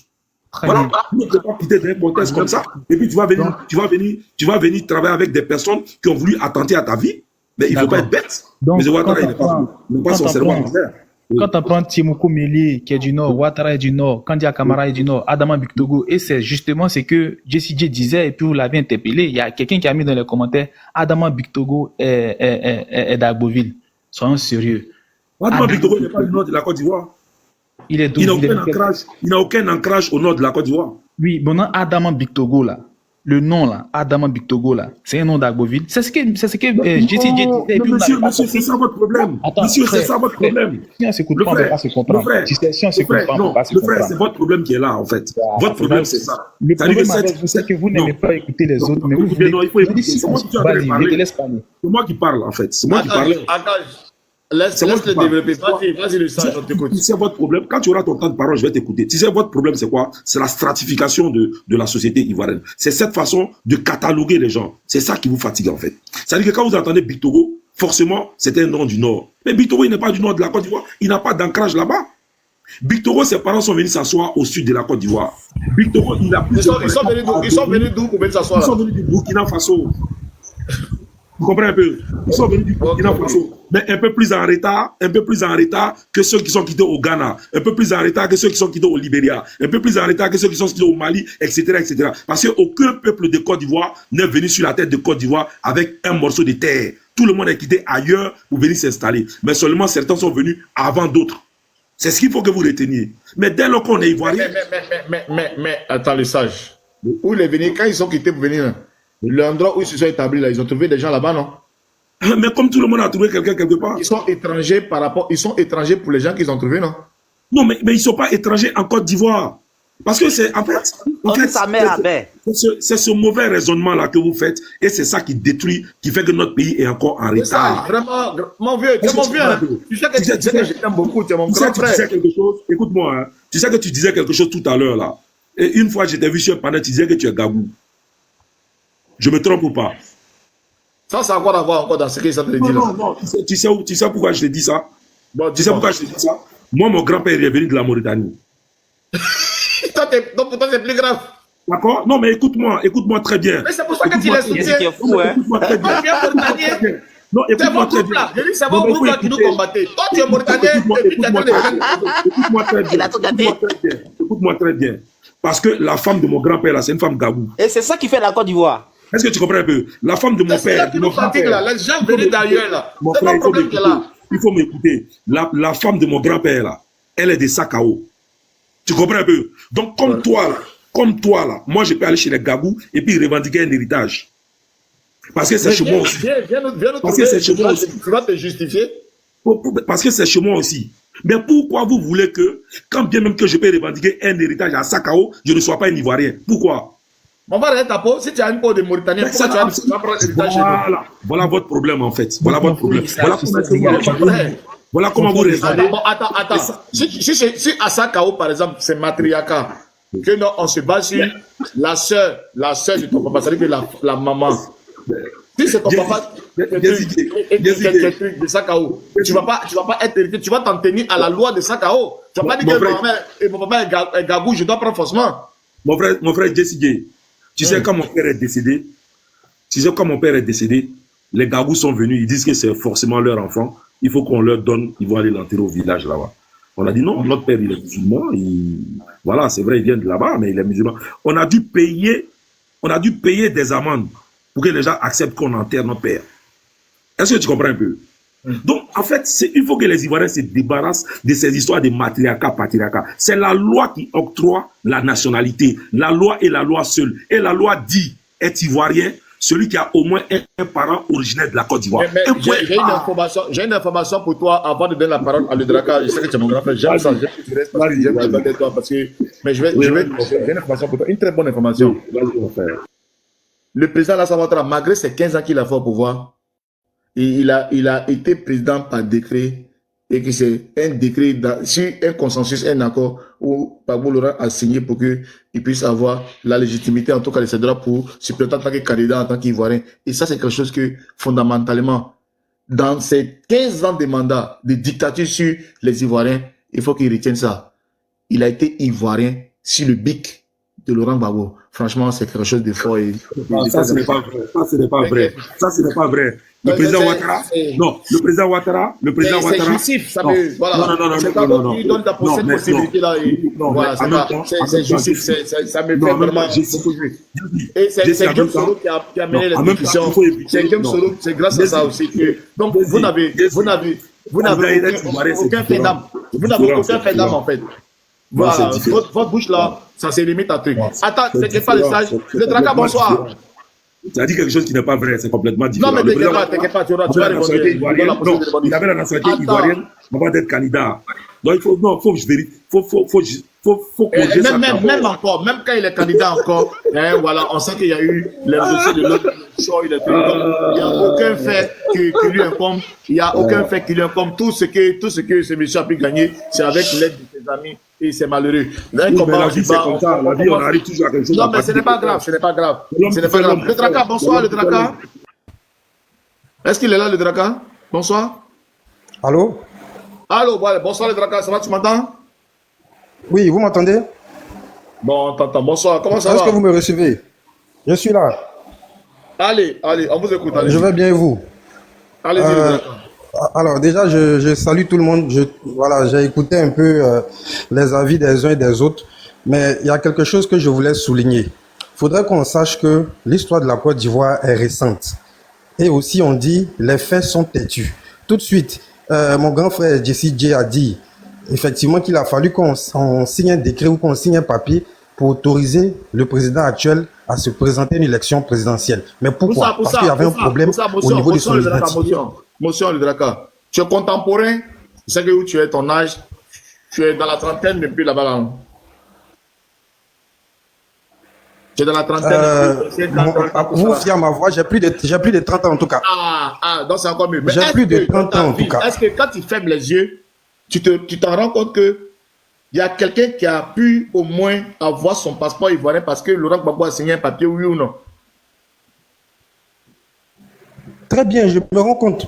Je me rends compte qu'effectivement, il a fallu que quelqu'un donne son quitus, donne son accord pour qu'une tierce personne puisse se présenter. Sinon, sans ça, elle n'allait pas pouvoir se présenter. Parce qu'elle était sous le coup d'un mandat d'arrêt international. C'est pourquoi je dis que les faits sont têtus. Je ne vais pas donner mon âge ici, mais l'histoire de la Côte d'Ivoire est récente. Si vous vous fiez à ma photo de profil, vous allez voir que je suis à la fois très jeune, mais j'ai moins de 40 ans. Mais ce que je vais vous expliquer ici, mon grand frère, toi tu es en France.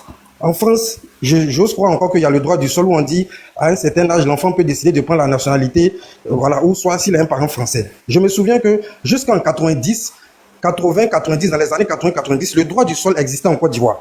Donc tous ceux qui étaient nés à cette époque-là, on peut comprendre, même s'ils étaient d'origine étrangère, pouvaient être ivoiriens, il n'y a aucun souci. Mais la loi ivoirienne est claire en la matière à l'heure actuelle. Là. Il y a des gens qui n'ont aucun des deux parents ivoiriens, qui ont eu la nationalité de façon frauduleuse. Et je ne sais pas si je me fais comprendre. Hein, parce que quand je dis l'histoire de la Côte d'Ivoire est récente, je vais vous donner un exemple simple. L'un des compositeurs de l'hymne national de la Côte d'Ivoire, l'abbé Pongo, sa mère est originaire d'Assigny, elle est polonienne. Son père est originaire du Gabon. Vous comprenez ce que j'ai dit? Ça veut dire que même dans l'essence, dans les origines même du fondement de la Côte d'Ivoire est basée sur une terre de métissage. Aucun pays ne s'est construit sans étrangers. Je vous donne encore un autre exemple. À l'époque, le ministre de la production animale, Otan Doufoui, il s'appelait Diko Garba. Son père était nigérien du Niger et sa mère Baoulé.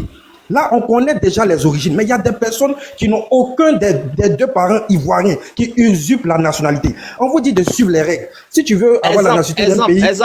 Exemple, donne le nom. Je vis en Côte d'Ivoire, ne me crée pas de problème. Je vis en Côte d'Ivoire et ma photo est affichée là. J'ai pas envie que mon visage se retrouve partout. Non, mais quand tu as dit Garba, tu as dit Diko Garba là, tu as dit Garba. Tu veux pas manger Garba demain? Si. Je vais aller au bout de mes idées pour ne pas oublier ce que j'ai à dire. Je vous donne un exemple. La dernière fois, il y a quelqu'un qui a mis un commentaire où il parlait d'Assalfo et de Makos en disant, de toutes les façons, quand on va venir au pouvoir, seul, on va les renvoyer dans les pays. J'ai dit, mais non, je t'arrête. Assalfo, quels que soient les régimes qui vont se succéder à la tête de la Côte d'Ivoire, Assalfo est ivoirien.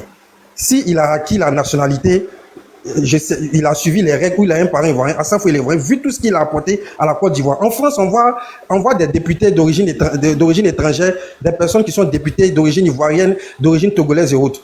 Mais ici en Côte d'Ivoire, on accepte ça difficilement parce qu'on n'est pas encore arrivé à l'idée de nation. Parce que déjà, il faut faire un tri.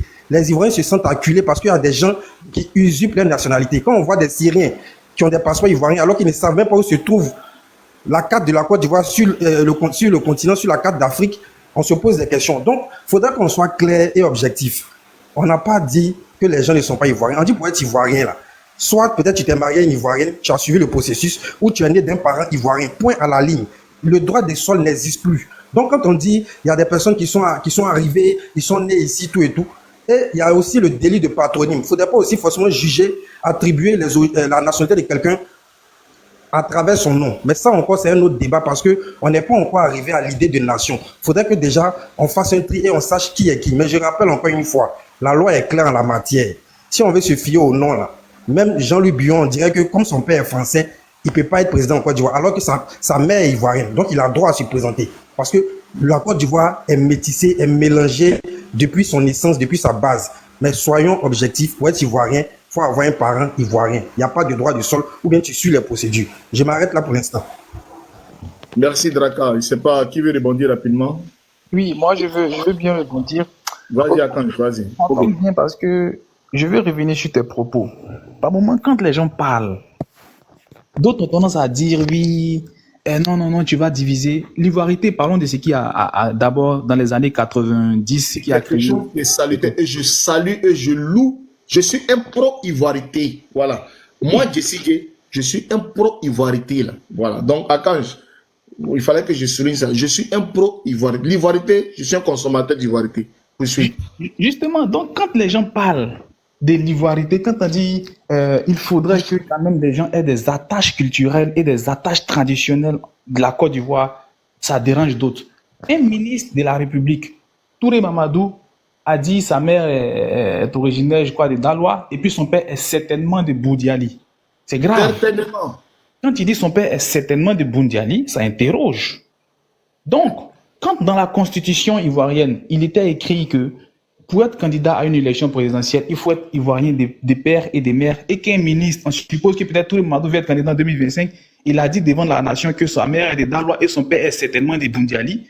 Demain, quand on dira que tu peux pas être éligible parce que ton père, là, on ne connaît pas ses origines, là, il va avoir problème. Bon, c'est vrai, ce que tu dis, par exemple, ça veut dire qu'au jour d'aujourd'hui, le président Ouattara est fatigué, et puis il se rend compte qu'autour de lui, hein, dans ses hommes forts et tout ça, il y a une personne qui est fidèle, à qui il a envie de passer le pouvoir. Ok, ce n'est pas lui la voix du président qui compte pour qu'on soit président en Côte d'Ivoire, mais il faut que cette personne passe sur le coup, par exemple, de la Constitution, et que le certainement, subitement intervienne. Parce que je vois le sage écrit là-bas qu'on n'est pas encore au stade des nations et tout ça, mais quand on est au stade des nations et tout ça, la personne disparaît. C'est moi qui ai écrit, c'est moi. C'est vous qui avez écrit qu'on n'est pas encore au stade des nations. Parce que ce que Akanj dit, c'est bien. Soit au jour d'aujourd'hui, le président Lassane décide parce que c'est notre chef, il a construit, il a transformé Banco où les Aoussa Patel l'avaient fané, il a fait ça en parc d'attraction, c'est joli et tout. Il dit, bon, je veux que ce soit Touré Mamadou qui soit maintenant mon remplaçant. Mais Touré Mamadou, malheureusement, il est dans certainement de sa matière là. On va faire quoi avec ces événements? Yesige, quand c'est comme ça. Et ça, mon grand frère, vas-y. Yesige, quand c'est comme ça là, pourquoi ne pas plutôt mettre en avant les critères de compétences? Non, pourquoi les compétences? Neveu, il n'y a pas de compétences ici. Les tests, non, mais c'est vous qui tirez l'Afrique en arrière. Dans vos histoires. Attends, donne-moi une seconde, le sage. Non, donne-moi une seconde, mon vieux. Donne-moi une seconde, mon vieux. Mon vieux, donne-moi une seconde. Regarde, moi, j'ai R12. Toi, tu as Lamborghini. On arrive au feu. Donc, comme toi, tu as ta compétence, tu as une voiture de près de combien de 1000 chevaux, tu as la possibilité de passer au feu rouge, c'est ça ta compétence pour toi? Est-ce que là on parle de compétences? On parle de tests, non, mais Jesse, ton exemple n'est pas vraiment fiable. Bon, vas-y. Voilà. Ce que Sage a dit tout à l'heure, c'est quand même logique. Hein? On est à l'ère aujourd'hui, on n'est pas dans une histoire de dire ethnie ou je sais pas quoi, nationalité ou quoi. Quand on parle de compétences, on parle des apports. Qu'est-ce que tu peux apporter à un État? Aujourd'hui, tout le monde aspire au développement. On est d'accord sur nous tous sur ça. Mais le développement, ça se fait avec l'intelligence et les compétences et les capacités d'un individu. Ce n'est pas parce qu'on a vu des pays où ce n'est pas forcément un fils natif de ce pays. Ça peut être issu d'une famille qui a immigré dans cet État, qui a produit cet enfant, qui est devenu leader de ce pays. Manuel Valls, qui a été Premier ministre en France ici, il n'est pas allé demander à être maire. C'est pas sélectif. Grand frère, excuse-moi, mais parce que la Constitution française lui permettait, il a été naturalisé à 14 ans. Le cas de Manuel Valls, les tests français le lui permettaient d'être Premier ministre. C'est pas pareil qu'ici. Excuse-moi, grand frère. Oui, je viens. Il a été Premier ministre en France. Alors, plus encore, les gens, il y a 100 personnes qui nous écoutent, il y a au moins 100 oreilles qui sont en train d'écouter, te voir. Moi, mon problème, allô, je te dis, On a deux oreilles chacun. Le problème, c'est que ce débat-là est frilaté. On n'est plus à ce stade-là. Oui. Manuel Valls, il a été Premier ministre en France. Laisse-moi t'encourager dedans, mais je te dis que ce que tu dis, c'est très dangereux, mais continue dans la dangerosité dans laquelle tu t'en vas. Ok, voilà, il faut m'écouter. Manuel Valls, il a été Premier ministre en France ici. Il a demandé à être maire à Barcelone. Il a même voulu poser sa candidature pour être président en France. Nous tous, on est unanimes là-dessus. Mais par contre, il est toujours resté français, naturalisé. Ben, ça fait peut-être partie de leur constitution. Mais quand le sage dit, on parle de compétences aujourd'hui. Parce que l'autre, le frère, il était en train de parler tout à l'heure. Quand il a dit oui, il y a d'autres, voilà, ils avaient un mandat d'arrêt international. Mandat d'arrêt international, tu dis non, je ne vais pas dire de non parce que, mon frère, tu peux tout dire parce que c'est un débat. Tu veux parler du président Ouattara. J'allais même te poser la question. Le mandat d'arrêt qui était légué contre le président Ouattara, tu peux me dire le crime qu'il avait commis? Avant qu'on parle de mandat d'arrêt, il a tué qui? Il a volé quelqu'un? Il a dit qu'il allait rendre le pays ingouvernable. Ah, d'accord. Gbagbo avait dit que ouais, le coup d'État contre Bédié était salutaire. Il a eu un mandat d'arrêt. Hein? On peut en parler. Non, frère, c'est pas pour ça qu'on a lancé le mandat d'arrêt. Vous vivez où? Moi, j'ai pas envie. Je vais dire des choses ici. On peut encore aller vérifier. Les faits sont là. Les faits sont là. J'ai pas envie de dire des choses. Bon, dis-nous les faits. On lui a lancé un mandat d'arrêt. Il a tué qui? Il était un criminel. T'es dit, il faut mettre les choses. Non, on a qu'un objectif. Laissons ce côté-là. Mais on ne s'entend pas souvent. Le sage, c'est mon grand frère, je le connais. Mais tu sais, il faut mettre les choses dans l'ordre. Le président Alassane Ouattara, quand il prononce ces mots-là, il est dans une velléité de déstabilisation clairement. Le mandat d'arrêt n'est pas un mandat d'arrêt fortuit. Attendez, quand on te dit clairement que... D'accord, donc moi je vais demander au président Ouattara de lancer un mandat d'arrêt contre Gbagbo. Quand il a fait sa dernière sortie, il a dit on doit chasser le pouvoir qui est en place. Ce n'est pas des élections. On peut chasser par les unes, il n'y a pas... Non mais frapper, je frappe. On peut dégager, on va les dégager aussi. Non, mais non, écoute. Donne-moi ton adresse, je t'envoie 2 bouteilles de choses de Tibet. Non, arrêtons de voir le côté comme si oui. Bon, toi, tu es en train de prêter la moi à Gbagbo en disant oui, ça peut être aux élections, mais il n'est pas candidat. Mais non, attends, comment ça? Il n'est pas candidat comment? Il n'est pas sur la liste. Il n'est pas sur la liste, il n'est pas candidat. Il décide. Il est sur la liste. C'est le politique qui dit qu'il est sur la liste, ou bien c'est le juridique? Jusqu'aujourd'hui. Mon frère te dit que Gbagbo est sur la liste électorale. Il te dit ça aussi. Il faut noter ça ce soir. Il faut noter ça, pardon. Te dis, réveille-toi. Franchement, te dis. Ouais, il va lever, vas-y. Yes, tu vois, quelquefois, on a certains frères qui disent qu'ils font de la politique, mais en même temps, avec réflexion, on se demande est-ce qu'ils sont sérieux? Parce que, est-ce que vous voyez le président Ouattara accepter qu'on mette le nom du président Gbagbo sur la liste électorale? Ça ne va pas se faire. C'est pas de sa prérogative. C'est pas de sa prérogative. Non, c'est lui actuellement, c'est à lui que les gens du PPACI s'adressent. Ils disent qu'il faut qu'ils prennent une loi d'amnistie, une ordonnance d'amnistie qui va être confirmée par le Parlement pour que le président Gbagbo revienne dans le jeu politique. C'est la demande que les gens font. Est-ce que vous voyez aujourd'hui le président Ouattara faire ça? Mais s'il le fait, c'est une balle dans le pied. Absolument. Parce qu'en Afrique, le problème, c'est quoi? Les gens ne regardent pas ce que tu leur as apporté. Quand ils aiment quelqu'un, ils aiment cette personne. Depuis 2011, là, Ouattara, à part les nouveaux nés chez les Doula, là, il n'a pas eu de nouvelles personnes pour ajouter à son électorat. Il n'y en a pas. Le sage. Oui. Les événements de la BCAO qui condamnent le président Laurent Gbagbo est situé à quelle époque? Moi, je ne rentre pas dans ce débat-là, je dis. Non, c'est mon grand frère, non. C'est entre nous ici. Ils ne nous écoutent pas. Ils sont en train de dormir actuellement. Où ils sont dans les villas, ils dorment. Causons de toi à moi. C'est-à-dire que Gbagbo est poursuivi à la CPI pour crime contre l'humanité. Et il y a des événements. Et il est parti à la CPI pour des événements post-électoraux où l'État de Côte d'Ivoire décide de le mettre dans un avion de la prison de Korogo pour l'envoyer à la CPI pour être jugé. Donc, l'événement qui incrimine Gbagbo Laurent pour ne pas qu'il soit sur la liste électorale là, les faits se produisent à quel moment? Pendant la crise post-électorale. Vous savez, dans la vie, moi, j'ai des gens qui sont, on les paye 1 million. Nous, on fait de la politique. Voilà mon grand frère qui est là. Nous, là, on est là. C'est pour parler, réfléchir en tant qu'Ivoiriens, en fonction de nos petits niveaux, et s'édifier et s'instruire entre nous-mêmes.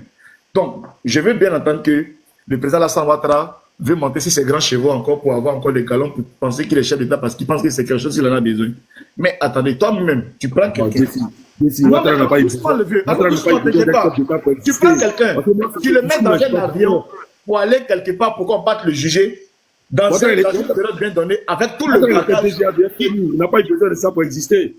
Il n'a pas eu besoin d'être président de la République pour exister. Maintenant, le monsieur, il a quitté là. On est dans quoi maintenant? Là, on est dans quoi?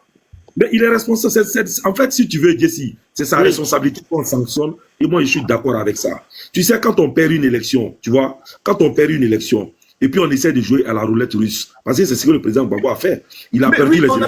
Il a été acquitté, il est revenu au pays. Maintenant, là, on est dans quoi? Maintenant, afin de dire qu'il n'est pas sur la liste là, vous vous basez sur quoi maintenant? Puisque tout ça, c'est dans le bagage qu'il a amené là-bas. Tout ça là, c'est tout ça là qui est dans le bagage là. C'est sa responsabilité.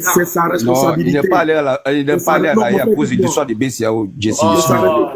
C'est pas événement post-électoral, tout ça là. Oui, mais tu peux taper sur Google les 4 chefs d'accusation, il n'y avait pas l'histoire de braquage de banque de BCAO dedans. Franck, ça vous a fait du mal, hein?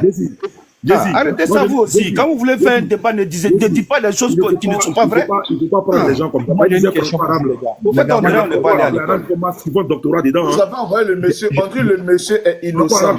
On n'a pas dit qu'il est innocent. Il a été acquitté pour faute de preuves. Tout est écrit sur Internet.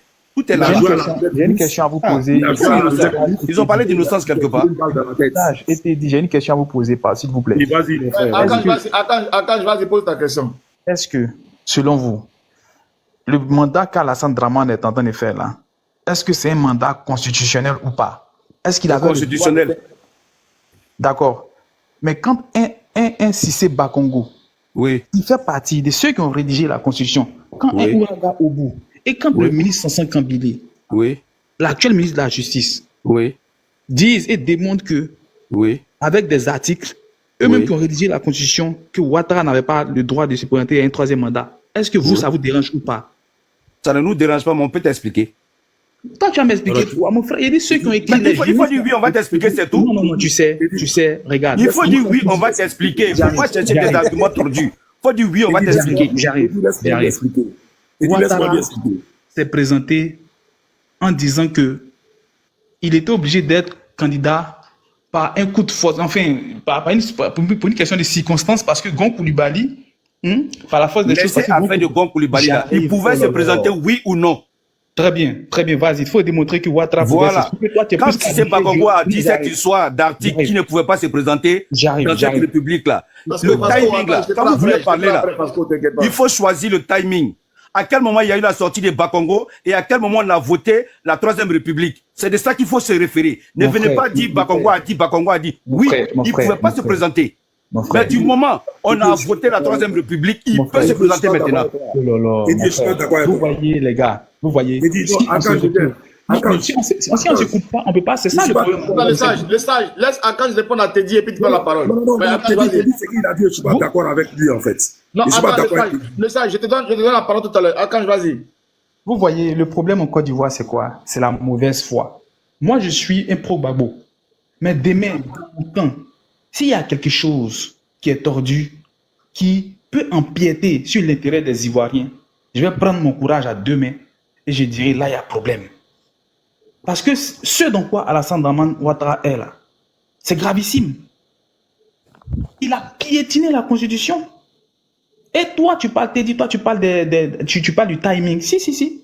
C'est avant la période électorale. C'est-à-dire qu'après la constitution de la nouvelle constitution, ça a été truc en 2016. C'est en 2016 que ça a été élaboré. Donc, on parle de 2020. Émotion. Oui. Pour appuyer ce que tu dis, il avait même préparé un dauphin. Il a annoncé, il a soulevé le bras du premier ministre Rassonam Amadou Gon comme son remplaçant, sachant très bien que cette nouvelle constitution lui donnait la possibilité de ne pas se représenter. C'est quelque chose qui est factuel. Et il a même annoncé, et il a même été salué par le président français Emmanuel Macron, qui estimait que c'était un acte historique, parce que effectivement, il ne pouvait pas aller dans un troisième mandat. Et il y avait un candidat qui était déclaré, qui s'appelait Feu, aujourd'hui, on peut dire Feu, mais Amadou Gon Coulibaly. Ça, c'est factuel, et mon grand frère, ça, je ne peux pas dire le contraire. Donc, c'était ma motion. Quand je continue, et j'espère que ce que je dis, ça appuie de façon factuelle ta thèse. Tout à fait, tout à fait. Et il y a l'article 185 qui quand même étaye ce que tu viens de dire dans la Constitution. Donc, moi, je veux parler d'une question de conscience collective. Il dit quoi? L'article 185 dit quoi? Mais moi, je parle de l'article 185 devant moi, mais je veux dire que c'est dans cet article-là. Non, il ne faut pas dire les choses comme ça. On est dans un débat. Attends, si tu veux, je vais te dire maintenant ce que l'article 185. Tu ouvres un téléphone ou quelque chose, oui, et puis tu dis. Bon, tu sais quoi? Ce qu'on va faire, toi, va chercher l'article 185. Quand je vais finir mon intervention, tu vas le lire, s'il te plaît, le sage. Donc, je poursuis en disant que c'est une question de conscience collective. C'est ce qui fait que nos pays, là, nos États sont fragilisés. Et tant qu'on n'a pas encore pris conscience de cela, moi, je dis que effectivement, en 2002, le président Laurent Gbagbo était au pouvoir, mais à un certain moment donné, il y a eu des extrémistes qui sont allés attaquer des communautés étrangères. Et ça a créé des problèmes. Ça crée effectivement des problèmes. Et de l'autre côté, il y a eu de la manipulation ethno-religieuse de la part de l'opposition à l'époque qui a créé des problèmes. On ne veut pas tomber dans ce travers-là. Il faudrait que nos États qui sont pauvres déjà, nous-mêmes, nous citoyens, on apprenne à respecter nos constitutions. C'est tout, c'est ce qu'ils sont en train de dire. Maintenant, ceux qui sont dans les histoires, dans les idéologies partisanes et autres, c'est bien. Mais il y a la Côte d'Ivoire qui est avant. Et je termine là pour dire que une fois de plus, peut-être avant de me déconnecter, je vais expliquer ce que c'est que l'ivoirité, parce que c'est important, puisque c'est ça qu'ils ont utilisé pour diviser la Côte d'Ivoire. Moi, j'ai travaillé sur l'ivoirité. Voilà. Donc, je sais exactement d'où c'est né et puis comment l'ivoirité a été pervertie pour devenir un sujet de division. Je vais m'arrêter là pour l'instant. Ok, excusez-moi, avant de poursuivre, je vais dire bonsoir à Pino. Pino, bonsoir. D'ici. Bonsoir Pino, en tout cas tu viens d'arriver sur le débat et puis voilà, c'est vrai que il y a actuellement des tendances et il y a des personnes actuellement qui sont dans le débat, mais je voulais quand même penser que tu viens d'arriver, te donner la possibilité de dire bonsoir et donner ton point de vue et puis te lancer dans le débat. Donc à toi la parole Pino. Merci D'ici. Bonsoir à tout le monde. Et déjà moi je suis un peu plus, pour commencer, je retiens juste que tu as dit quelque chose de très intéressant tout à l'heure. Dans le débat politique, quand on fait le débat, il faut être au moins honnête dans ce que nous disons. C'est très important parce que à tout moment, les choses changent.